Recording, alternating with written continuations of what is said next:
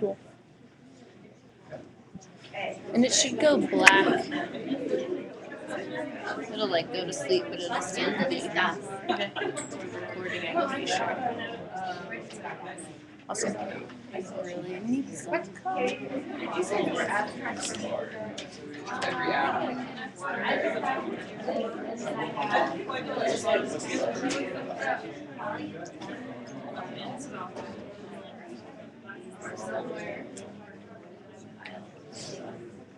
I don't have actual abstracts.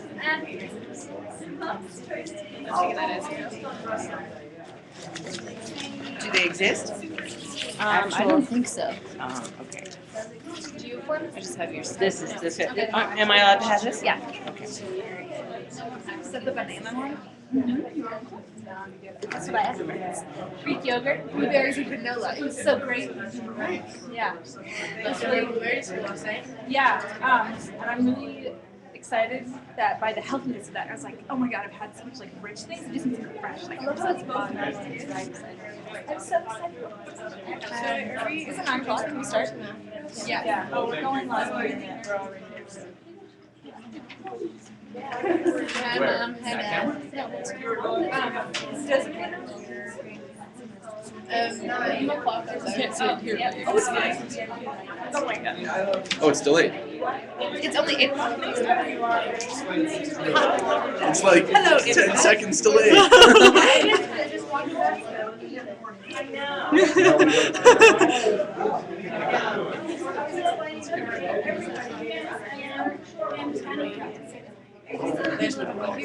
I guess I should tell my parents. Where is it being streamed? Ustream. You can go on the Facebook page, click on the little app at the top that says Ustream, and it's right there. But there's nobody on yet, so it's just us. My sister's going. I was trying to do that.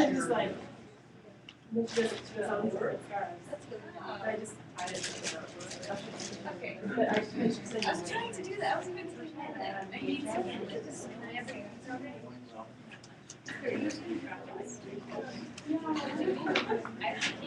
So you're off your notebooks? Yeah, these are my glasses.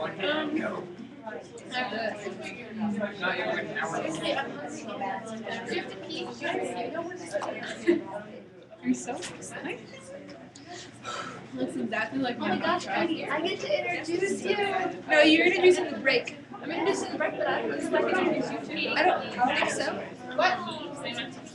Wait, is it being recorded? So like my parents could watch it later? Yeah, it's gonna take me a while to get it up, but it is being recorded. Because my mom doesn't have Facebook. I'm gonna watch myself talk to her. Yeah. Word. It's gonna be on the Facebook page. It's gonna be like, it says Madeline McKay's shining moment of graduation. Just look into my eyes. That'd be really funny. Ooh, and mine. Everyone tells you not to separate you from everyone, so you have your own video. Yeah, everyone's getting their own video on YouTube. I'm taking the video down, slicing it up. Oh, we're gonna have our own video. I'm gonna be famous. Word. Do you know videos on YouTube? Well, everyone's mom, not even the first thing that comes up is a video from like my junior year of Facebook. Everyone is using It's still running. Google Sandler smoker. Ron looks like you're trying to. I'm gonna ask. What comes out for me are race times for when I was like 5. Oh, that comes out too. Yeah. Like 5 years.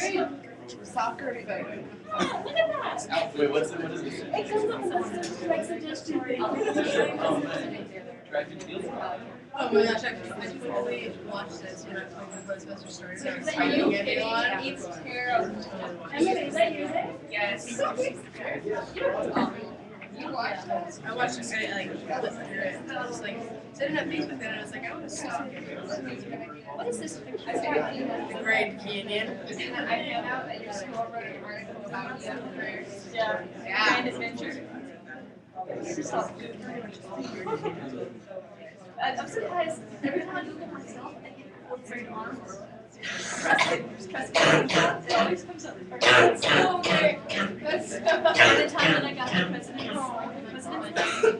Yeah. You'll live. I'm okay. That Come on, I love it. I know. Do you have water? Yeah, I put it up there already.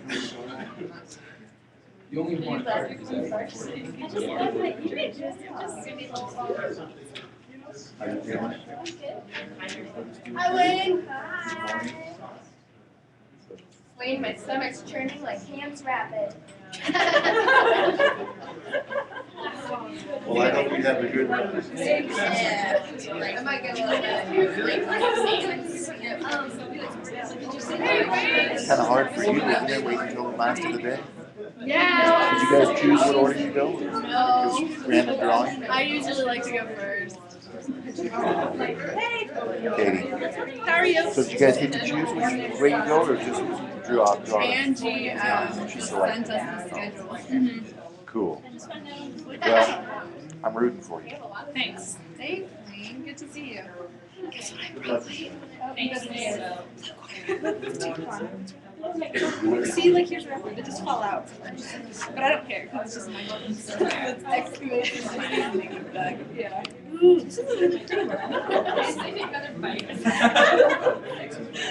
Wait, I'm so blurry. Stop moving. No, I really like.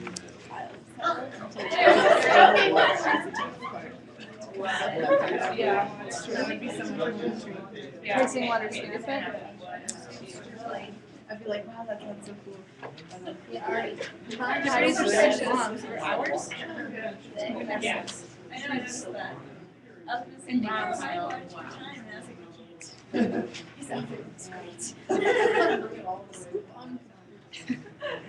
Good, I like it. Colleen, It's you have succinct. so many double letters. Snappy. I know, right? You completely made up my entire body. Don't worry, you're Women of the Western world. You are awesome. Yeah. Oh, Claire. Especially if I you're wrote this really weird. It's the last name that I want to send to you. Oh, It's about Awesome. the representation. Yeah, because they all join. I'm so lucky that my topic is really easy to present.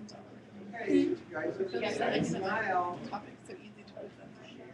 It's good. Yeah, I feel like it's because I'm just like, No, you geeked out about yours, I geeked out about mine. And Yeah. like, it's double parking.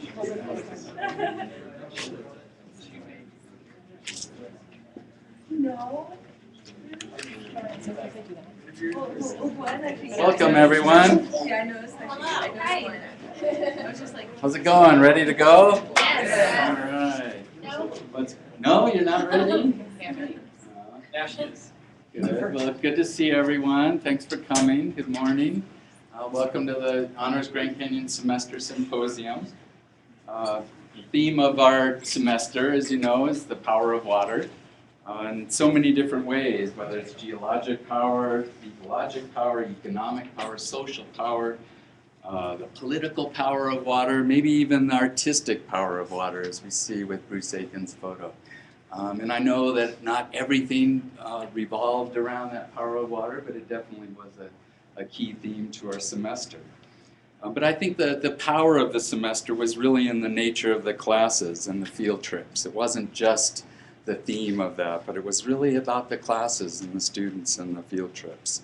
And it really revolved around that integrative aspect of the power of what we were doing in the field or in the classes, what we were learning. And it was that integrative aspect. So not just the typical model of the sage on the stage lecturing to the students, but really in many ways the students learning in so many different ways, learning in the field, learning from each other, learning from our guest lecturers, bringing that back to us and asking us questions, us asking them questions, sending you guys out. Remember that first day of your day here in Flagstaff when you did Flagstaff as text?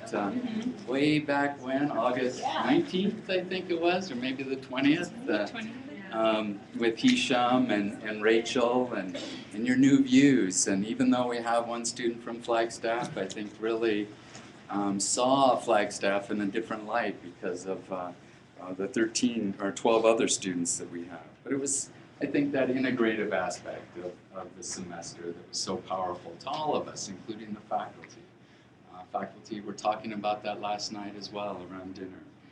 And it's from the native peoples informing policy to ecology, or maybe ecology informing development, like we talked about and discussed and debated with Tucson or the Escalade, or poverty, thinking about poverty on the Navajo reservation. So all these different aspects really integrated together, sometimes very well, sometimes less so, as we work together to move this semester forward. But I think the real power of the semester was the students. To me, that was, yes, we have the power of water as a theme, and the integrative component of that was very powerful, but to me, it was the students that were so powerful in so many different ways. As you know, we have students from all over the U.S. I mentioned one from Flagstaff, but everywhere from New York to Florida to Arkansas to a few from Oregon, Texas, who am I leaving out? Tucson, Arizona, Maryland, California, Pennsylvania, so just a whole smattering. None from the Midwest though, and next time we'll have to get a few from the Midwest. Students, you're some of the most creative, enthusiastic students that I've had in my over 22 years of teaching. Hard to believe, you guys are just around that age, but really some of the most creative, thoughtful, and enthusiastic students that I know. And I also love how you become a family and really, living together, working together, singing together, researching together, eating together, and like any family, there's always little things that go on here and there, but overall, it's that large family that really, I think, made a lot of this semester so special for all of us.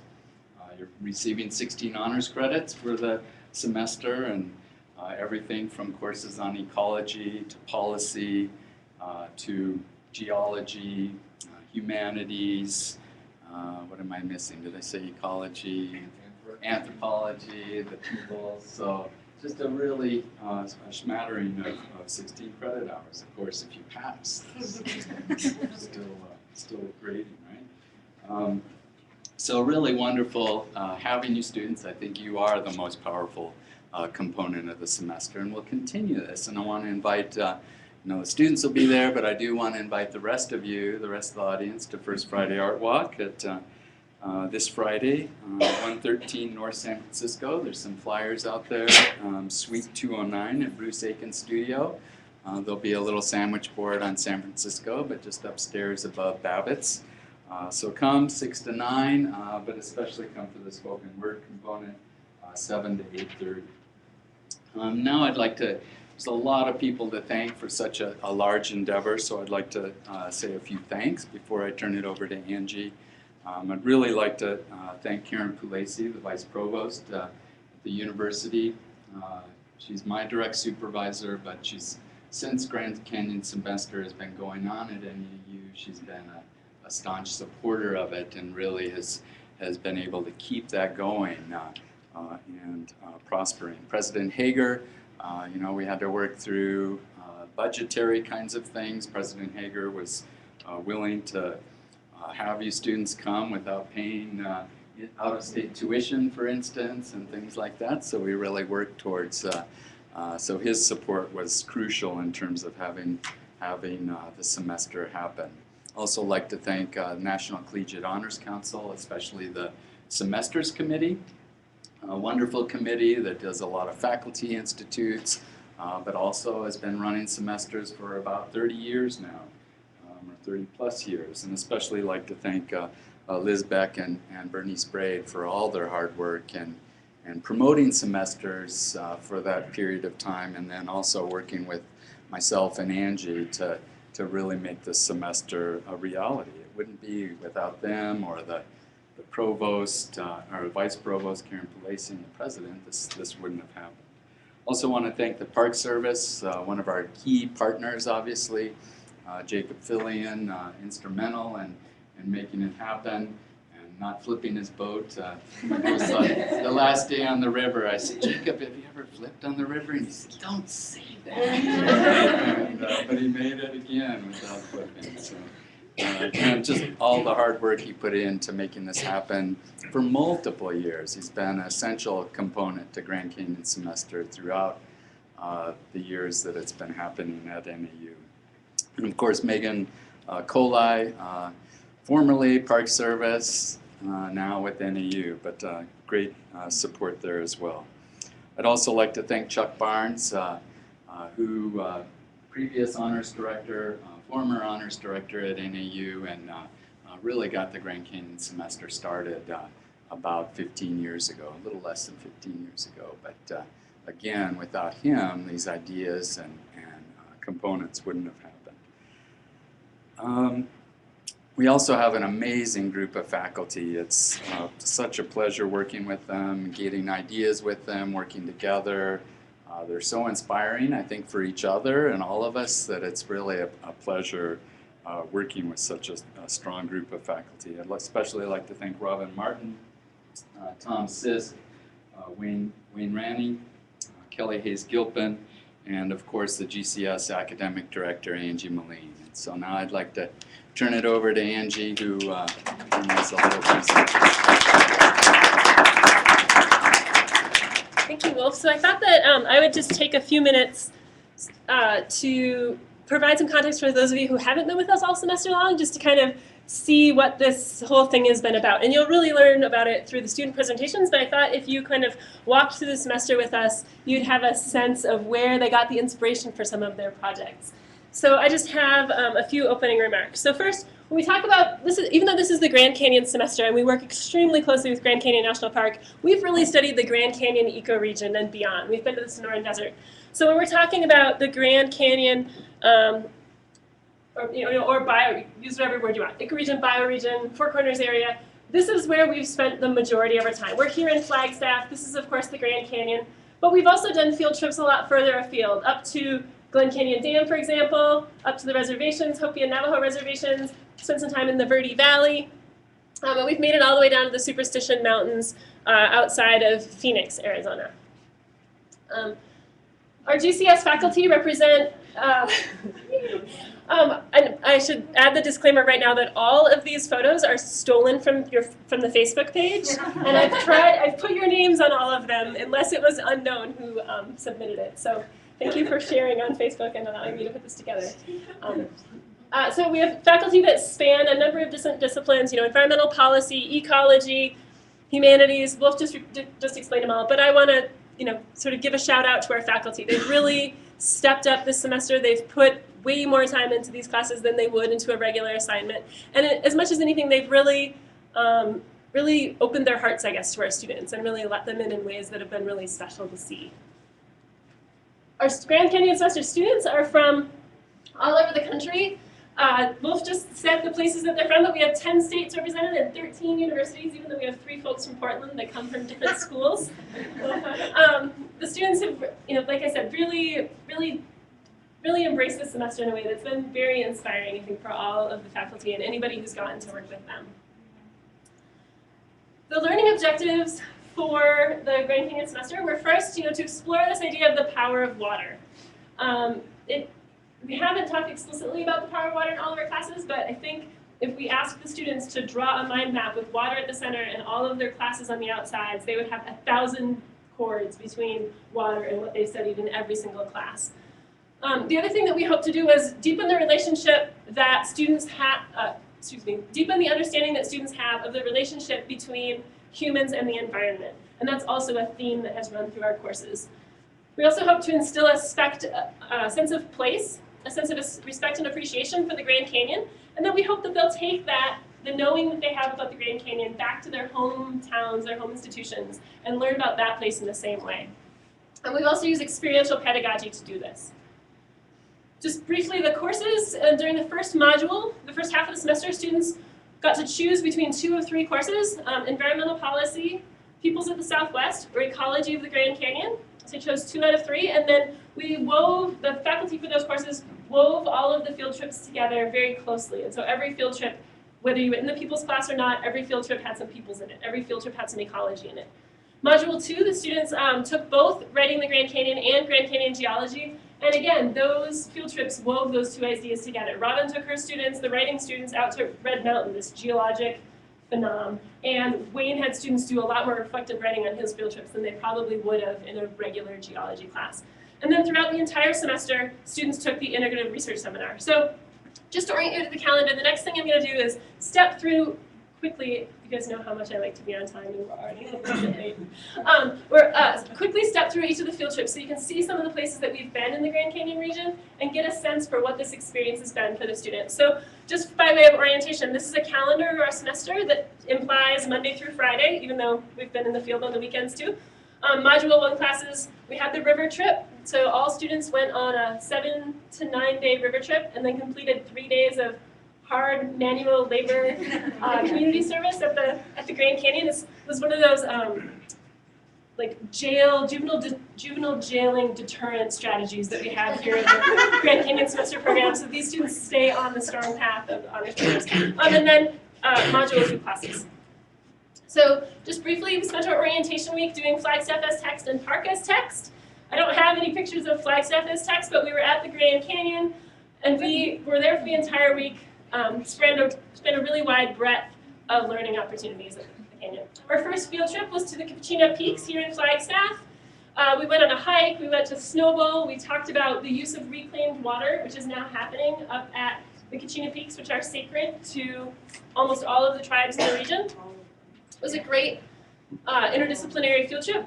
The students took a field trip to the collections, the Easton Collections building at the Museum of Northern Arizona, and got a fantastic tour of pottery from, frankly, one of the Southwest's foremost experts on archaeological pottery, Kelly Hayes-Gilpin, one of our faculty members. The next weekend, we went up to the Hopi and Navajo reservations. We got to visit with a family that lives right outside of Black Mesa Coal Mine. The Benali family, they showed us their sheep. They showed us, they gave us a tour of town. They just let us into their homes. Then we went to the Hopi Reservation and met with a few elders there, a few people there. We met with Vernon Masayevsa, we met with a Kahana, that's a friend of Kelly's. And then students either volunteered or ran in the Water as Life Run, which is a sacred Hopi prayer run that's been happening for over 1,000 years. So that happened here at the Hopi Reservation. After that, we went on a single-day field trip down to the Verde Valley. We explored the archaeology and ecology of places in the Verde Valley that have ancestral sites. Is that the right word, Kelly? Ancestral sites right next to these ecological endemic ecosystems. So Kelly and I were both just going crazy. And then we saw these fantastically huge sycamore trees. So a little bit outside of the Grand Canyon region, but culturally and ecologically related. Then the students, with Kate and Wolf, went up to the Grand Canyon and helped with the Plein Air Buyers Expo, so a large art auction at the south rim of the Grand Canyon. And while they were there, one of the highlights that the students got to experience was Kate stepped forward and took a leadership role and taught some drawing classes to the students on the south rim. And this was what, two weeks into the semester, and the students have been drawing and sketching and learning to paint and making woodblock prints ever since. The following week, we went to the Diablo Trust, which is the place where Diablo burgers are raised, if you for a local food. And we learned about some of the land management and policy and ecological and cultural issues that happen at that place. The following day, students either went to Wapaki National Monument, which is a site just north of Flagstaff that has lots of historic or ancestral dwellings, or they went up into the inner basin of the San Francisco Peaks on an ecology hike. And I think both trips, this was one of the few times that we broke students into small groups for field trips. And it's one of the few times that students had to miss out on something, so lots of stories have been shared about this time together. Then we got to spend 4 days up at the Cane and 2 Mile Ranch on the north rim of the Grand Canyon, owned by the Grand Canyon Trust. We did some research working with bison and bison fencing, trying to fence bison out of springs. Looked at California condors and actually got to go up to the release site and see California condors that haven't been seen by anybody except wildlife biologists up until the following day when they were released. And watch the sunset on the north rim of the Grand Canyon, which is always a favorite of mine. Then we had our Colorado River trip, and really I could throw up literally 3,000 or 4,000 pictures, relevant digital photographs of the Grand Canyon river trip. But these are just a few pieces. We had students doing, because I was on the entire trip, they had to do a lot of ecology, whether they liked it or not. We had some archaeological projects, we had some writing assignments, we had some geology talks, and of course we spent lots of great time on the river. The students, while they weren't on the river trip, they were doing a service project. And there were 2 service projects, but the pickaxing service project got more time on Facebook, which is why these photographs are so good. So students did restoration work, they did tree work, they did planting, they all kinds of great service projects for our partner, Grand Canyon National Park. And this was really hard work, and I've felt guilty ever since that I wasn't a part of it. But I think that in terms of advancing our relationship with the park, it shows that Grand Canyon semester students don't just get to go and hang out on the river with Super Dave, the superintendent of the park, but we're also willing to like really kick in and contribute back to our partner, because the park does it for free. I mean, Jacob doesn't get any money from any of us to do this. So I really appreciate all of you, and Kate particularly, because she got to go to do service twice, putting in the time to do the service. So then during the second module, we started focusing more on geology and the humanities and writing. So we took a field trip down to Sedona, where a lot of rocks are exposed very close to Flagstaff, and got to see how those Grand Canyon rocks emerge in Sedona. Then, like I said, Robin took the students to Red Mountain, this amazing geologic site where Planet of the Apes was filmed, where they got to do some reflective writing projects, hang out in the sun, it looks like. Then students later, so in the second half of the semester, the first half of the semester, we did lots of extended multi-day field trips. In the second half of the semester, we did a lot more short, one-day, single-day, few-hour field trips. One of those was to the Arboretum, where students were encouraged to write about their sense of place.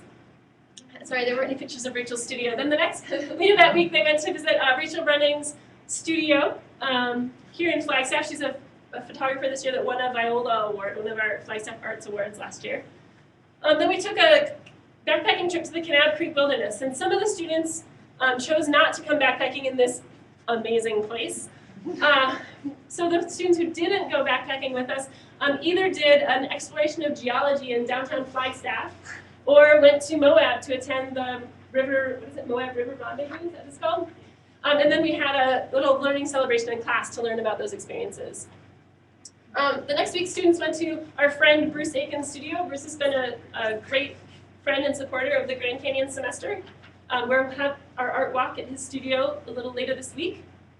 Then the following week, we went to the Arizona Earthquake Information Center, which is a tiny little closet in the geology building, and went up to visit the collections, the geology collections at the Museum of Northern Arizona, which was interesting to see because they're in a different building with different curators and a really, maybe a different scale. You know, they have huge dinosaurs on display up there.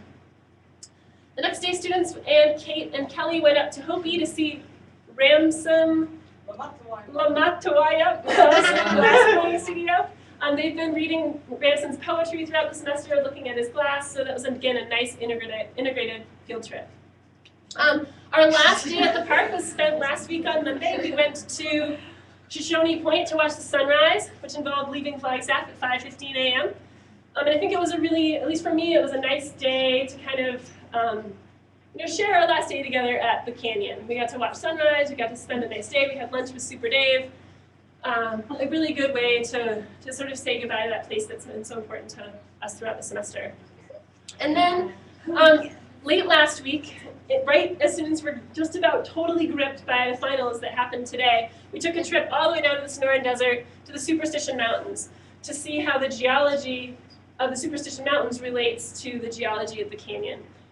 We caught critters, had all kinds of fun making art. I don't know, maybe light paintings, I guess, at night. So it was a great field trip. And then everybody, of course, got car sick on the drive back the next day. You can ask the students about that later. So now, after this exciting and full semester of learning, we're here on the last school day, really, of the semester. Art Walk is just for fun. Art Walk is just a celebration, right? You're not getting graded on anything in Art Walk. Today is the last day of school for you guys this semester. I'm really excited that for the first time ever, as far as I know, we have a live video internet stream of our presentations. So Grand Canyon semester is now live on the internet. We have a really full and exciting day of presentations, and I just wanted to, again, Wolf said the same. I should have included this on the bottom of these schedules for today, but it slipped my mind. Invite you to the art walk tomorrow evening at Bruce Aiken's studio, so essentially right above the downtown lake for the train. Love to see you all there. And with no further ado, I'll introduce our first speaker. So our first speaker, so I've asked the students to introduce the next speaker as we go. So this is the only student that I will probably introduce today. It's very fitting that Madeline Friend is our first speaker because she's talking about experiential education and some projects that she did that mimic the Grand Canyon semester with a group of middle school students in Flagstaff.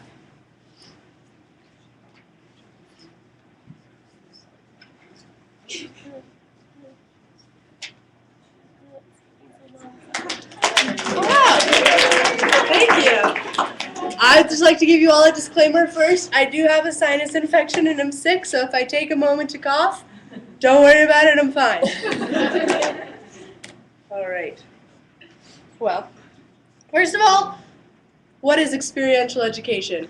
You may all not know. I didn't know I knew what it was until earlier this semester, so I want you all to take a moment, pick your favorite neighbor, and talk about the best lesson that you've learned in your life. It can be a school lesson, it can be a life lesson, but I just want to give you, let's have 30 seconds, talk with your neighbors, what you most remember. Go. I don't, it's okay to not cheat for legs. I learned it from orientation week. Baking sugar cookies and food. That was the best lesson. What you learned? How to bake sugar cookies? Okay, let's you know what? I was just thinking. Okay, so let me see. I'll make 2 weeks. And then after you've talked about what you most remember, what you've learned best, I want you to talk to your neighbor about how you learned it. How did this affect you in your process? I don't know how I learned this. In a classroom? I just did it. That's As well as like, yeah.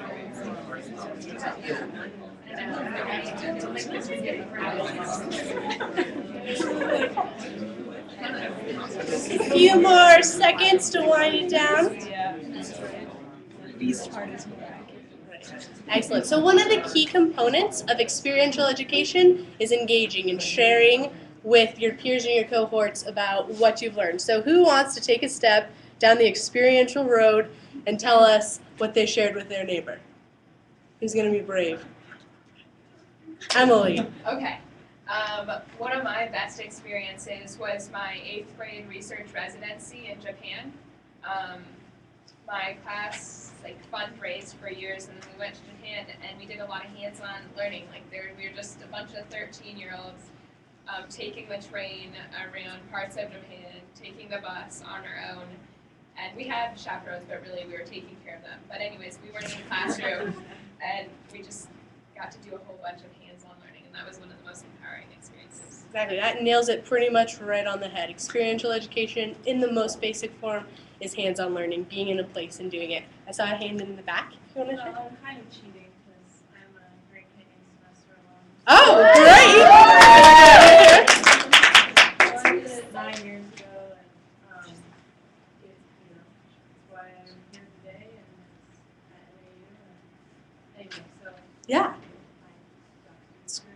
Yeah, it's great to have someone who's done this before us come along. I always tell people that you hiked at every point on the river because we started at these ferries, Mm-hmm. and that you would feel the different rock layers. You learned that some of them, would tear up your hands because they were, kind where water seeping through and making holes Yeah. and making it all jagged, and some of it was sandstone, and that was nice to kind of remember. Yeah. So these are things that you can remember because you did them. So a lot of the values of experiential education, like I said, is learning by doing. It's something that you can get your hands in, get dirty, become familiar with the process of what you're doing. There are so many different pedagogical ways that people like to practice experiential education. You can go on student-centered, place-based, problem-based, all sorts of different models and methods.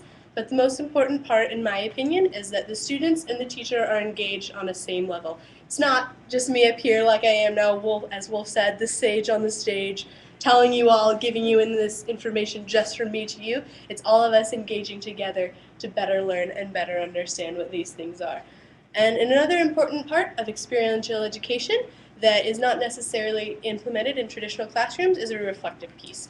A lot of what we've done through this semester with our writings and our interactions with each other have been reflecting on these experiences and seeing how they affect us. And that in turn transfers to your life and how you can use these skills from outdoor education and bring it into other aspects. So some things that experiential education is not. It's not sitting in a classroom, as you all right now, being lectured to, taking notes, having to put this on a test that you're going to get graded on. But there are lots of values from experiential education that can fit into a typical classroom setting.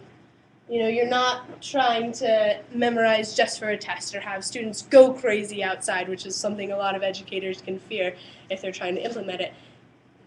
But all types of learners can benefit from experiential education.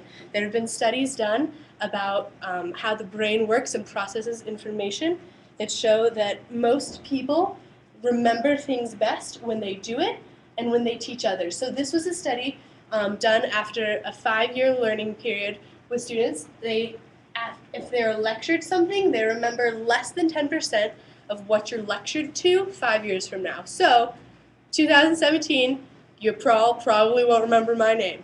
That's okay. But you might remember something you did this year and something you were engaged with. And if you teach it to someone else, you know, there's a much better chance that you're going to remember it. So why do we care about this? Why is this something we want to do? As an educator, maybe it's easier for you to lecture and do it. I know whenever I'm doing presentations, it's a lot easier for me to stand here and just tell you all these things that you need to write down and put on a test than come together and make interactive pieces for people to do. But I think it's important because of the retention that we talked about earlier, but also because it engages you as a person and it brings you together with other people in your community. And so often in the workforce, this is what you have to do when you're working with people. Most of the time, you're not just going to be sitting by yourself taking a test in a workforce or in a real life environment.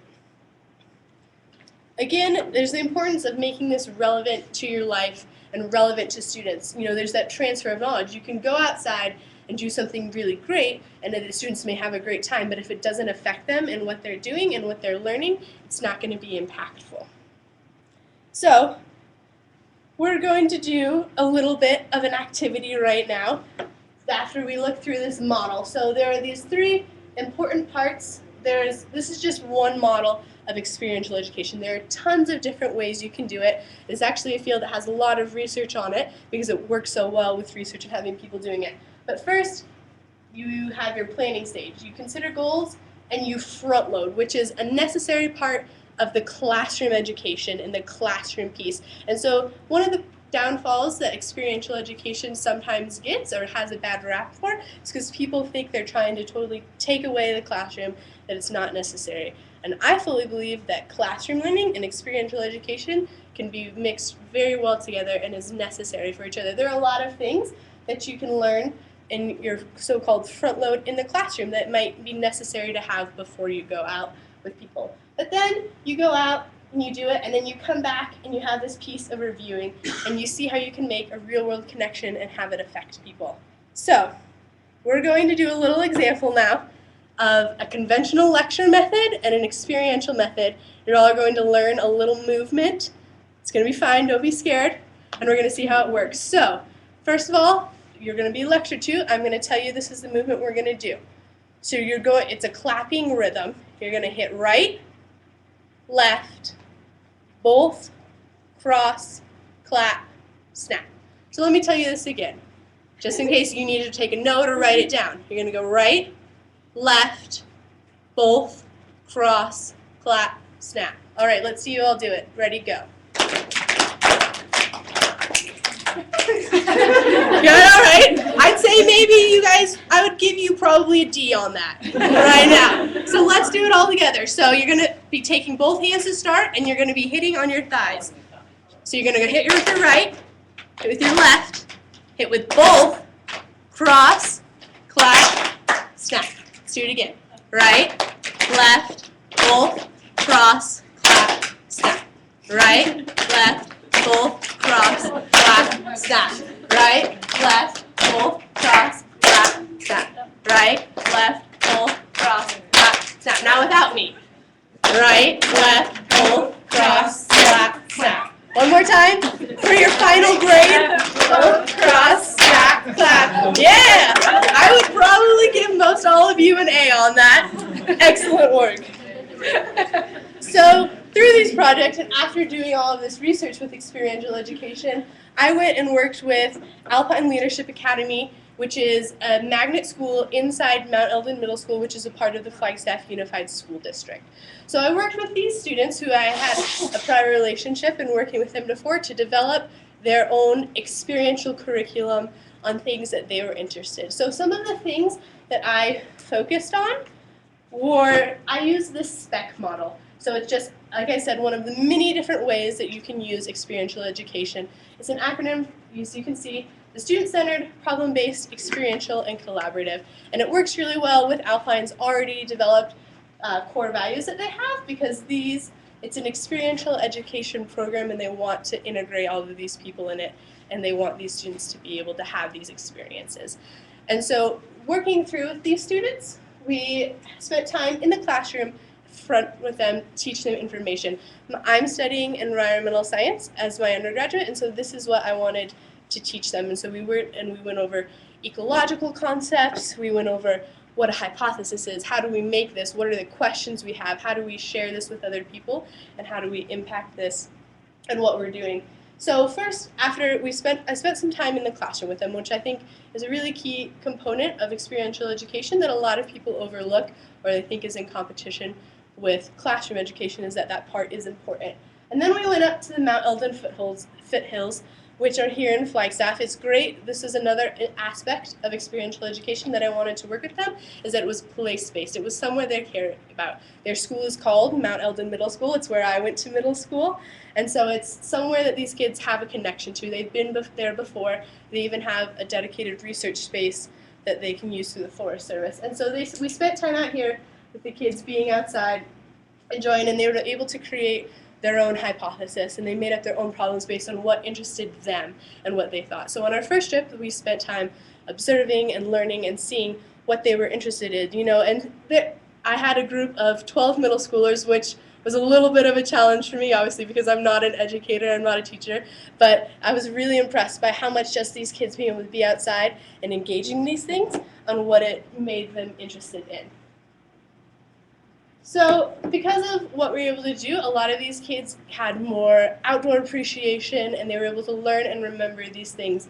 And a lot of the times, I think students who aren't as comfortable in the outdoors, who didn't grow up in Flagstaff doing outdoor things all the time, get nervous going outside and being these. But it was just so great to see these kids blossom and become interested. Even the girls who were the shyest, sitting in the classroom, hiding inside, just seeing them come out of their shells and be able to engage and come up with really great hypotheses that I would say rival some, older upper division students, and seeing these kids being able to create their own project and become interested in what they were doing just to be outside. So some challenges I faced was curriculum considerations. We live in Arizona, which is a state that is not the most publicly funded or has as much governmental support for education, and they very much, a lot of times, you have to, teach to the test. You have to have these kids doing, this is the state standard, this is what the AIMS test, which is a standardized Arizona test, is going to test on, this is what we're doing. But just being able to be outside with these kids and seeing how they understand concepts of science, they can tell what disturbance are, they can think of ideas why these trees are doing this, why these plants are here, and being able to see what they're interested in definitely made it work out well. Something that was hard for me was classroom management, even though we were outside. Having 12 middle schoolers, for those of you who aren't teachers, is a little bit crazy. And they could run a little running around, a little of me going, oh my gosh, don't climb up the rocks, you're gonna fall. So that was something that I definitely struggled with. And it kind of made me think the necessity of the classroom time and what we're gonna do. So, what do you guys think about the importance of experiential education? Can everything be taught in experiential methods? Yes, no, maybe so. What if I pull out this and I say, let's learn it. Let's learn by doing. This is a toy gun, so don't be scared. But everything, you can't do everything through experiential methods, which was a challenge and is also something important to learn. So, where I'm going with this next semester, I'll be continuing to work with these students for their final project, and also just seeing how this impacted me personally. I've always been interested in education. Both of my parents are teachers, but I've always, not been totally sure if that's what I really want to do, even though it's always kind of been something I've been interested in. Now, after the semester and working with these students and seeing how it impacts them and how I can combine my love for outdoor recreation and learning and teaching people, it has definitely impacted me onto wanting to go on to be a teacher. So I'd like to give a special thanks to Angie Moline, who has been my mentor through this project, NEU's Honors Department, Megan Walker, who was the teacher I worked with at Mount Eldon Middle School, Alpine Leadership Academy, and MEMS, and of course the Grand Canyon semester for putting this all on for us. Do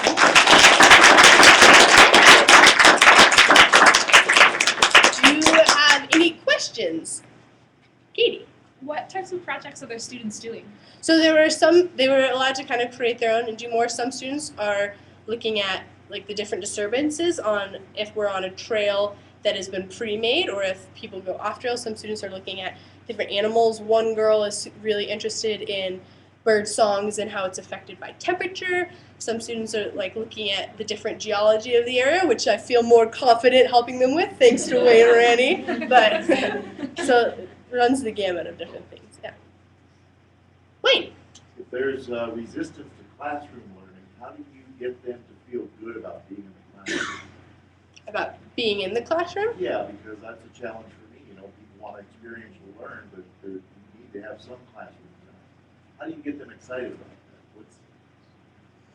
I think one thing that is important is if you're excited about it.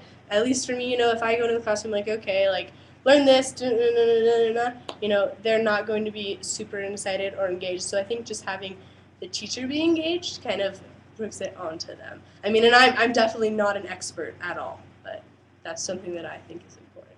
So, Jeremy. As experiential education is still a new paradigm in American education in the last couple decades, how do you approach older students, middle school, high school, and even college students who have been raised in that standardized format with experiential education and say this is beneficial to you when all they're used to is a PowerPoint or a Blackboard and a teacher just spieling? Yeah, I think that's a really interesting point because a lot of teachers cite a reason they don't want to do experiential education is because they're scared because they haven't been taught that way. Most of us, if not all of us, grew up in a classroom where you're learning in a lecture environment. And so I think it's just adhering to the credo of experiential education, which is doing it. I don't think I can convince anyone that it's so great to learn outside by doing a PowerPoint, but if I take you outside and I'm actually doing it with you, and I don't have to say, we are going to learn experientially, just learning by doing it can influence that. Yeah. How do you see experiential learning related to service learning? I really like the fact that Grand Canyon semester seems to have incorporated both. I think it's definitely an important tie-in and an aspect that you can do. Actually, with the students next semester, we're going to be doing some service learning, which is engaging with the trails and the things they use up there and cleaning that up. And in my personal experience, and this is just for me, I haven't learned as much that I could, go back and tell people about or teach as a lesson on service learning, but I think you learn so much more about yourself as a person and how you impact in the community, and in my opinion, that's almost more beneficial than what you can learn and see how much you can write on a test. And so I think they're definitely interwoven and very important together. Yeah. Okay, do we have any more questions, comments, concerns? Gripes, grievances? Great. Well, thank you all so much. Next, I would like to introduce Madeline Jane McCain. She is going to talk a little bit about Grand Canyon semester history and a photographic essay. And for all of you, if you're looking for some great Christmas presents, you should check out her photo website. She is the greatest photographer in the world.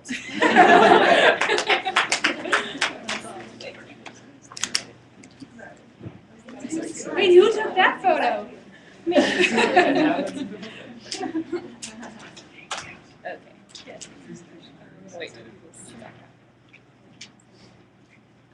All right. Hi, I'm Madeline McCain, and I'm a senior photography major at Point Park University in downtown Pittsburgh, Pennsylvania. The different landscapes that we experience throughout our life will shape and mold us in some way. Think back to the first time you stood in the surf looking out into the vast ocean, or the first time you hiked to the peak of a mountain looking down at the small city below. Those experiences, whether conscious of it or not, have changed you in some way. The Grand Canyon semester has a rich history full of passionate educators and students that go above and beyond what is expected. The Grand Canyon semester also greatly influences its participants of the past and present by pushing the boundaries of higher education and putting them in place-based experiential learning environments that in return influence their personal goals and careers. The first Grand Canyon semester was held in 1976, and it was a partnership between Northern Arizona University and Grand Canyon National Park. The program did not happen again until 1999. In the years 1999 and 2012, it was again a partnership with NAU and Grand Canyon National Park, but this time, these 2 years, it was sponsored by the National Collegiate Honors Council. And this sponsorship allowed for a greater variety of students from all over the United States to attend. And with them, these students bring different backgrounds, experiences, and majors. In the years 2000 through 2005 and 2007, GCS went without the sponsorship of NCHC because the program was so successful in 1999 that they were ambitious and wanted to do it on their own without their help. And the 4 odd years in between there where this program didn't take place was due to late advertising campaigns and a lack of enrollment from students. In 2011, Prescott College approached Grand Canyon National Park wanting to host their own GCS. This program was held last fall and was very successful, and they're looking to host it again. So each 11 GCS semester has run smoothly with small, intimate group sizes that lead to a better connection and personal experience between students. Some of the goals of GCS are to integrate the classroom work with experiential field-based learning. And I think that this is really important because it gives students a better knowledge of the field of study and what we're working on. So you learn the basics of it. For geology, for example, it worked really well that we're in the classroom for 1 day and then we're out in the field physically learning about it, touching the rocks, looking at the layers, and I think that is a very key component to this program. The second goal is to teach the issues of water in the arid region of the Southwest and the management issues that come along with it. And lastly, we focus a lot on the management of Grand Canyon National Park and the issues that come along with the limited amount of resources available and the fact that it is one of the most highly visited national parks in the country. So I truly believe that experiential learning is the key component to this semester and is what makes it successful. R.J. Sternberg said that experiential learning is the process whereby knowledge is created through the transformation of experience. Knowledge results from the combination of grasping and transforming the experience. So some of the benefits of experiential education, which will greatly complement Maddie's presentation, is that it applies to students of all fields of study. And this semester we have a wide variety of students with different majors ranging from geology to photography to cognitive science. And yet we can all come together and learn together about this place. And not only have we learned a lot about this place from our professors and this region, but we also learn a lot from each other because we have different experiences and we come from different backgrounds, and we're also passionate about our fields of study. Secondly, experiential learning leads to a greater interaction between students and faculty, which in return creates a greater sense of community. And that's one thing that I've really enjoyed about this semester is that we call our professors by their first names, which is something that you don't really do in a lecture setting, but yet that level of respect as a professor is still maintained. So you have a better relationship with them, and for me it was kind of intimidating because I don't really know anything about geology or ecology, but it was okay because I could call Angie by her first name, and I wasn't like, oh man, Professor Momi, I don't understand this. And experiential learning also requires a greater amount of teamwork and problem-solving skills that are never seen in the classroom. Earlier this semester, we had a wonderful trip to Cane Ranch in the House Rock Valley, and we managed to get 3 flat tires within a couple hours. And we had to work together because we didn't really have an option. We had to fix those tires. So we, changed the tires and went on our way, but that is something that will never happen in the classroom. You will never fix a flat tire. So while doing this research, I interviewed 15 previous GCS students. And one thing that was evident is that they all feel very passionately about experiential education. Tess McDaniel is a previous GCS student, and she said that everyone needs at least a semester of it in his or her life. I received more life points than any other experience in college. Not to downplay the value of classroom education, lectures, labs, and research. The two types of education complement and build on each other. It was about intimacy and responsibility. And I think the last line of that quote is very powerful because in my experiences, we had to work together this semester. And when you're out in the field, you don't have a choice to leave. You don't have cell phone service all the time, and you can't be connected with your family. And sometimes we're not enjoying what we're doing, but you don't really have a choice. So we have to rely on each other and help each other through those experiences. Jo Wasik is another previous GCS student, and she said, we have to spend so much of our time in undergraduate mastering new content, but it is experiences like GCS that cause us to take that content and apply it to the world around us. The fact that we were so immersed in our semester that the personal and academic melted together made it one of the most powerful learning environments I have ever experienced. And I can relate to Jill's quote in the last line where she said it's one of the most powerful learning environments because as a photographer, I spend a lot of time in the dark rooms by myself and working independently. And it wasn't until I came here that I had to rely on my peers, that we had to work together. And that is one experience about this semester that I really do appreciate. So not only did these students have a love for experiential education, but many of them also changed their majors, found new life passions, and even found someone to share the rest of their life with. Amy Christensen came into the program as a graphic designer and left as a liberal studies major with a minor in environmental humanities. Since graduation, Amy has gone on to be a Knowles instructor, a Grand Canyon youth intern, and a river guide in Utah and Idaho. And while interviewing Amy, it was fun because she really thanked GCS, honestly, for her career path. And if she didn't have those experiences, she would still be on the road to be a graphic designer. But now she's doing all of these incredible things with her life and working in the outdoors and truly loving what she's doing.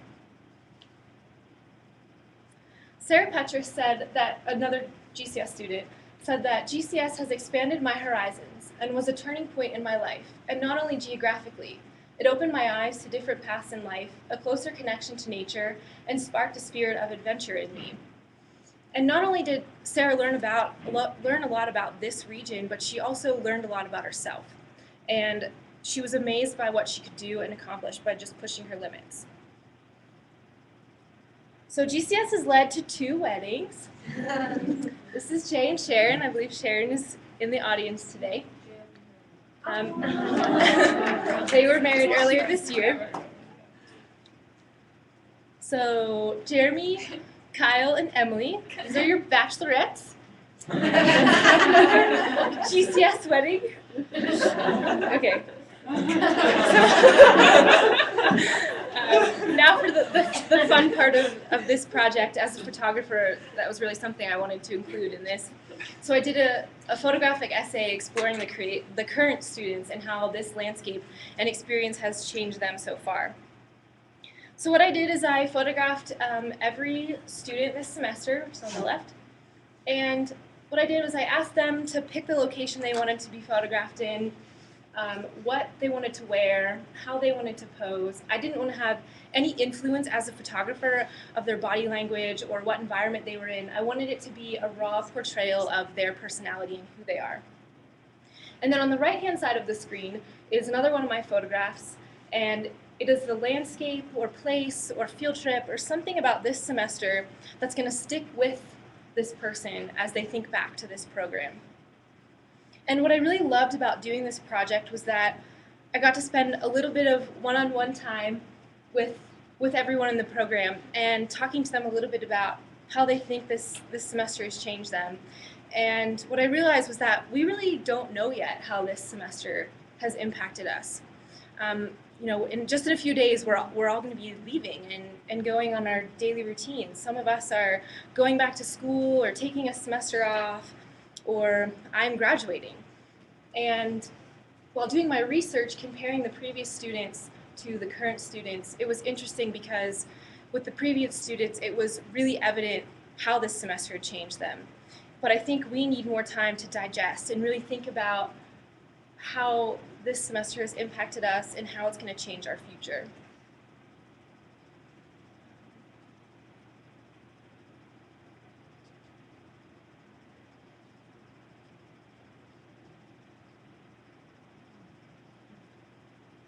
So speaking from my own experience this semester, I came into this program as a senior. This is my last semester, my last day of college ever. I'm so excited. But I had to give up a lot to be here. I had to take 2 summer courses, and I had to miss my last semester in Pittsburgh with my photography friends and the relationships that I've built there. But I'm so thankful that I decided to come here, because when I think back to my college experience, I'm not going to think of the 3 years I spent in downtown Pittsburgh. I'm going to think of the 4 months in Arizona where I've made better connections and friendships than I ever have in 3 years in Pittsburgh. And this experience has really changed what I want to do. I had this goal that I'm going to graduate, I'm going to have my own business, and this is what I'm going to do. But now I'm like, there's so many places I need to go, and there's so much I need to see, and so many different people to meet. And so throughout my research, I guess the conclusion that I came to was truly the importance of experiential education and the relationships that are formed because of being put into these special environments and spending 4 months with the same 12 people. Although I love all of you, but it's definitely been a different experience. So thank you.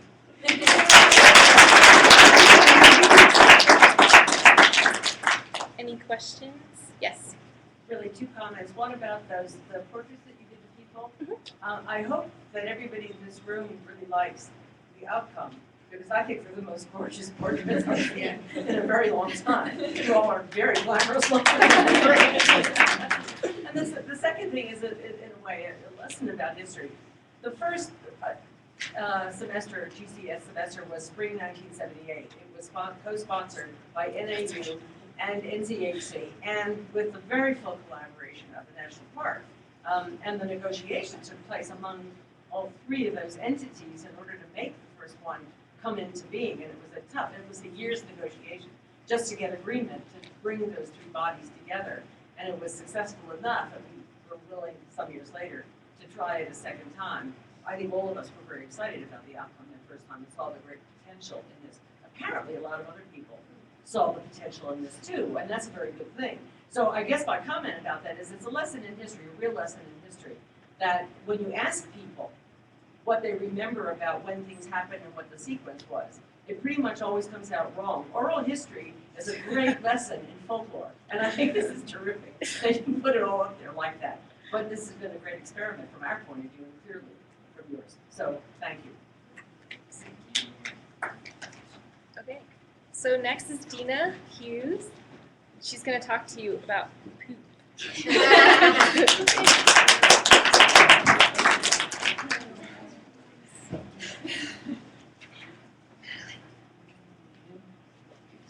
All right. Everything you ever wanted to know about Elks Gap. This is the scoop on poop groups. I am Dina Hughes. I'm from Southern Arkansas University, and I'm part of the Grand Canyon semester for the fall of 2012. The purpose of this project is to do an ungulate survey. And ungulates are deer and elk. in the Kaibab National Forest on the south rim of the Grand Canyon. This data taken from the last 4 months would then be compared to data taken in 2002 to compare just to see if the population of either elk or mule deer have increased, decreased, stayed the same, whatever they might be doing. But first, we gotta learn a few field skills. We gotta know the difference between elk scat and mule deer scat. I have some pictures. I'm not really sure they're gonna do the trick.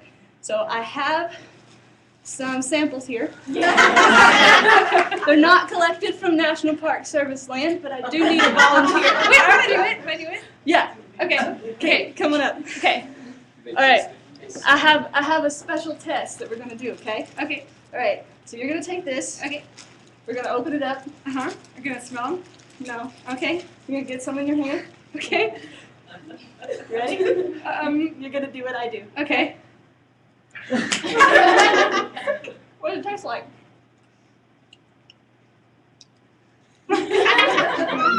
No? No. You sure? Wait, how do I know that this is? What is this one? Actually, it's espresso beans with chocolate on it. Yes. And I have some for everybody.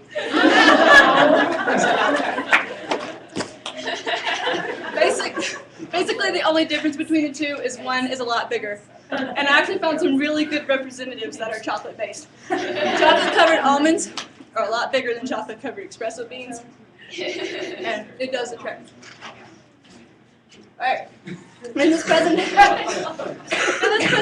we're going to talk a little bit about some of the ecology and population dynamics between these two species. Then we're going to delve into the history of elk in northern Arizona and a little bit into the history of pellet group counts in Grand Canyon. Then we'll talk about the data that I collected versus 2002. The first main difference between these two species is their natural predators. Elk's natural predator is the wolf, while mule deer's natural predator is the cougar, or the mountain lion. And here is problem number one with respect to elk. Wolves in this region, as with most natural predators in the early 1900s, were exterminated because they were thought to be competition between livestock and some of the big game hunting. It wasn't until the 1940s where Aldo Leopold suggested that maybe we shouldn't kill all of them, because there might be a relationship in the food web from predator to prey. Whoops, let's go back. So, yeah, all right. The next key point is that they graze differently. Elk are grazers, meaning that they eat mostly grasses, and then mule deer are mostly browsers, which means that they will chew on shrubs and leaves and stuff like that. But elk are also browsers. And here's problem number two. In Yellowstone, there were studies done with the reintroduction of wolves, and it showed a trophic cascade in the food web, which means there is a relationship between wolf, prey, and then the actual plants, like the aspens and willows. So they looked at aspens and willows before the wolves were reintroduced and after the wolves were reintroduced. And after the wolves started killing more elk, there was actually more food for the other species, such as bison and beaver. So the whole ecosystem was actually benefiting from this. And here's problem number three with elk in Grand Canyon. Elk are extremely violent during the rut, or the mating season. There are hundreds of documents on the internet of elk charging people and stationary cars. They got too close. So what does this have to do with Arizona? The simple answer is elk here are a non-native species. Prior to 1906, there was a native species here called the Merriam's elk, but hunting regulations that weren't enforced or non-existent led to their extinction. Because since there wasn't a closed season, then they were just hunted all the time.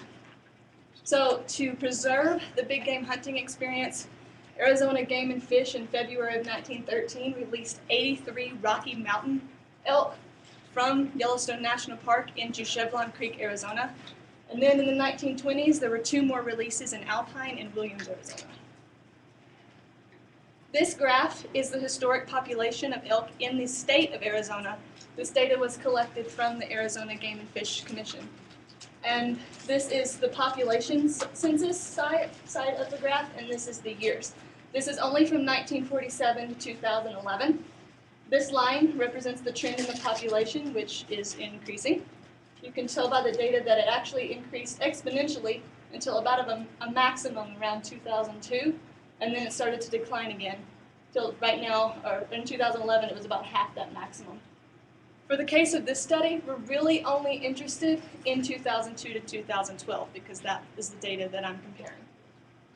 This is the same data, but it has the 2002 to 2012 blown up a little bit. Then you can see the trend in the population from the past 10 years is actually declining in the state of Arizona. So elk in Grand Canyon. Some of the concerns of the park, one is a competition between the native mule deer species and then this non-native elk. The main resource they are in competition for is water, since Arizona is a very arid climate. But the elk have cheated a little bit. They've learned how to use the jug fountains in the visitor center. There's also been reports from some employees that they've also learned how to open up the gates into the grassy playground area in the village. Another concern, the main concern actually of Grand Canyon, is the danger to visitors. As I said before, there are hundreds of documents of them charging people in cars, and they have this unique ability to create elk jams on the South Rim. You've probably run into a few if you've ever been in the village, because they're very large and majestic ungulate, and when you see a bull with a huge rack, you're just like, whoa. Or as Colleen likes to say, check out that rack, yo! So in this project was to determine if the elk population is actually increasing on the South Rim. By looking at data from 2002 ungulate survey and then the data from the past 4 months. But first I was really interested in what the population was doing just outside the park. Arizona has divided the state into units to manage the hunts that they manage. So they actually have population models. These aren't actual population census because the data is taken from the harvest or the hunt and also non-hunting mortality rates that they find in literature. So it's not an actual census, it's just kind of a trend to see what the population is doing. And this is their model for elk. This shows the population size, and this shows the years. I was sent this by someone else, so I couldn't fix the formatting, but you'll see there's a little mess up down here. It's okay. The black represents their actual data. The brown is the trend of the population, which is increasing, and then the blue is their projections. Since the data only went to 2011, they have only predictions for 2012 and 2013, which is future increase based on the trend. This is the same for mule deer. This is outside the park. The reason I picked Unit 9 is because Grand Canyon is the South Rim rests in Unit 9, even though there's no hunting in South Rim. It's still in Unit 9, so that's why we're looking at Unit 9. But this is the same thing. You can see the population of mule deer outside the park is declining, and their projection for 2012 is further declining. So based on these models from Arizona Game and Fish and stories from employees, it was believed that the elk inside the park would show the same trend, that the elk would have increased while the mule deer decreased. So what are pellet group counts? Basically counting pellet groups. You use the pellet groups to estimate actual or relative numbers of game animals in a certain area. We're using relative numbers because we're not going to count the actual population. We're going to go out there and count every single one. There are a few assumptions with this method. The first is that ungulates, such as elk and mule deer, will defecate at a constant rate of 13 groups per day. Don't want to be the person who followed them around to figure that out. The second is that they will defecate where they feed and live.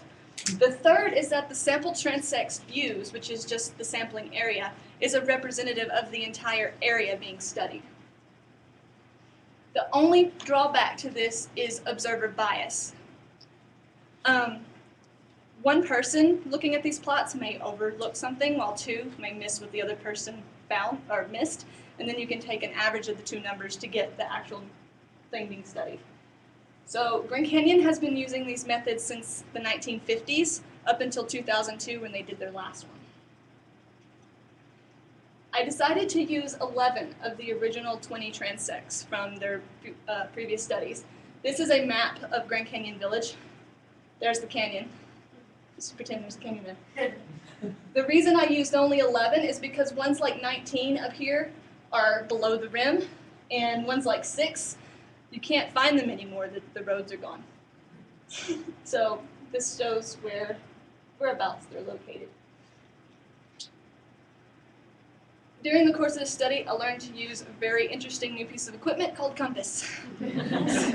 Really helped me find the truck in a few different situations.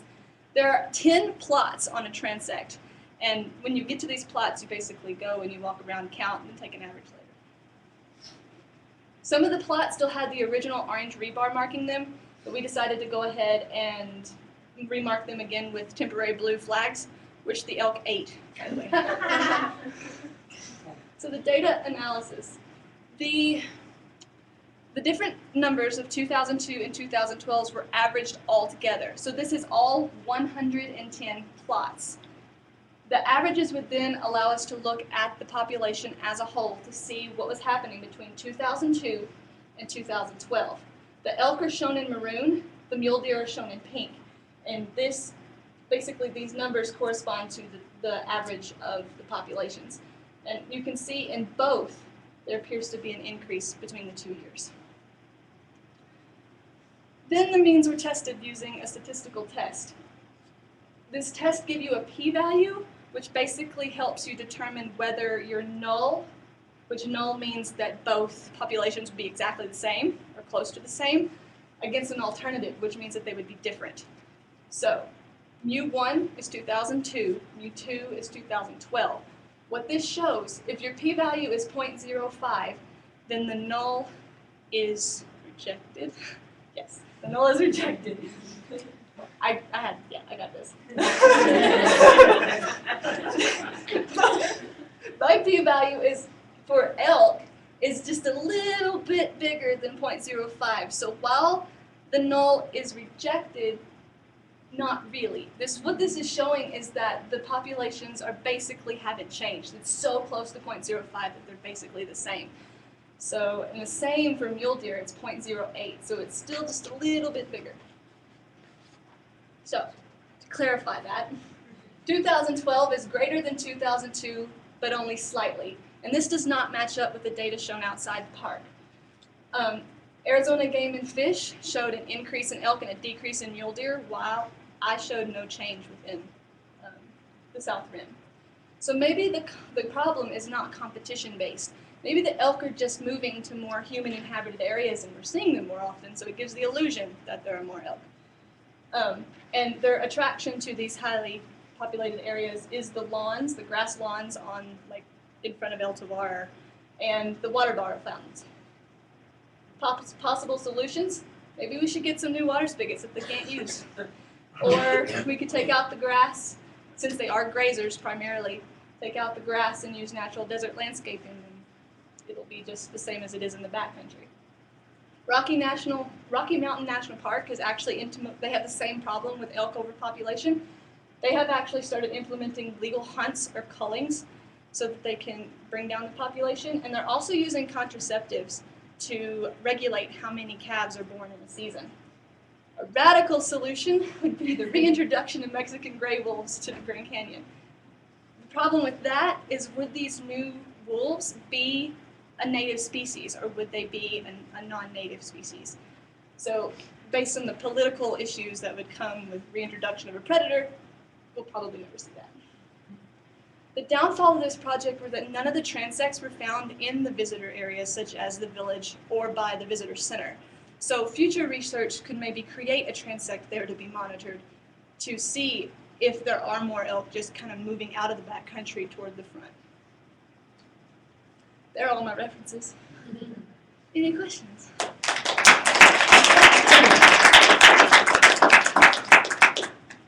Has there ever been a comparison for each site for 2012 versus 2002 for each site to see if there's been an increase? Yes, I do have that.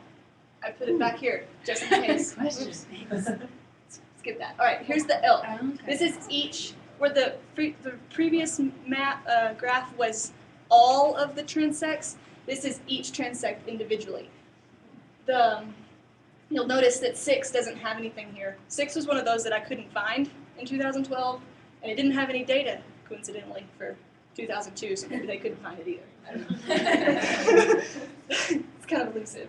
And so the 2012 data is in red, and the 2002 data is in blue. So you can see the ones that have increases, and there's actually a few that had decreases. And this is elk, and then here is the mule deer. And I don't know what happened here. They must have had a family reunion, right?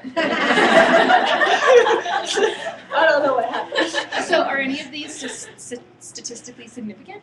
I did not, to see that, you would have to run a test on every single one of these, and I didn't do that.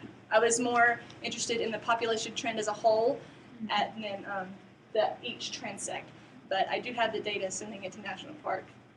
Get back with them, don't know. And she might not have had, just because of the way that the data was collected in 2002, she might not have had the power to test, the statistical power to test for differences at some of those sites. Yeah, 2002 was not the double observer method. It was just one person going to each plot, where I had 2 numbers for each plot that I averaged together. Madeline. So is the reason you didn't test in high-use visitor areas because the 2002 study didn't test there? Yes, I used the same plot so that I could use the t-test just to see if they were different. Yeah. So say you're continuing this in the future, do you think you would continue just along these transects, or would you put them in new sites? Oh, I would use the same transects just to monitor the ones that we already have monitored, but I would add another one, but it wouldn't be able to be tested until the next time, because you would have to have something to base it against. Emily. Does the time of year that you conduct the test matter? Probably. I would guess that there would be more scat during calving season because the population's just a little bit bigger. But I didn't look at that. That's a good point. You mentioned about something about reintroducing the Mexican River. Wouldn't that threaten human lives a little bit, or is it dangerous to Yeah, children? political issues. That's probably the reason we'll never see it happen. But the Yellowstone actually did reintroduce wolves into their park, but they have a lot more area that they can just wolf, go. So it's interesting studies in Yellowstone. Jeremy and You mentioned a variety of government agencies. Which agencies within Arizona or federal government or federal agencies are involved with this study and other related studies? Okay, Grand Canyon National Park is the one that asked me to do this one. I kind of collaborated a little bit with Arizona Game and Fish and kind of maybe looked up their hunt data from last year to kind of find the data. I really wanted to see what was happening outside so that I would have some kind of basis whether what I was seeing inside the park was actually relevant. Because, there is no hunting inside the park. So another reason may be they're just moving from the area they're being shot at into an area they're not being shot at. So, Similar to the bison. yeah. You just mentioned, that the park asked you to do this. Do you know how this data will be used by the park? They're using this they really wanted to get a handle on what was happening in the population because by everyday just observations of driving around the rim, you do see a lot more elk than mule deer. And I actually had a driving route that I would drive once a day out of curiosity, just trying to see where I would see them, and I saw more, probably in the middle of the village than anywhere else. So the park really wants this data just to see what's really happening with the population so that they can plan their next move. And since there's no change in the last 10 years, I don't know what's going to happen. Well, just to add to that, and as you say, plan their next move, they are in the process of developing an elk management plan. Yeah. Especially in the populated area, as you point out. I found it interesting. I did read Rocky Mountain National Park's management plan for elk, and they seem to have a very similar problem that we do. They're just taking very radical moves to fix it. Cool. All right. So next we will have about a 40-minute break, or 20-minute break, apparently. I don't have a clock. So we'll see you all in about 20 minutes. That was awesome.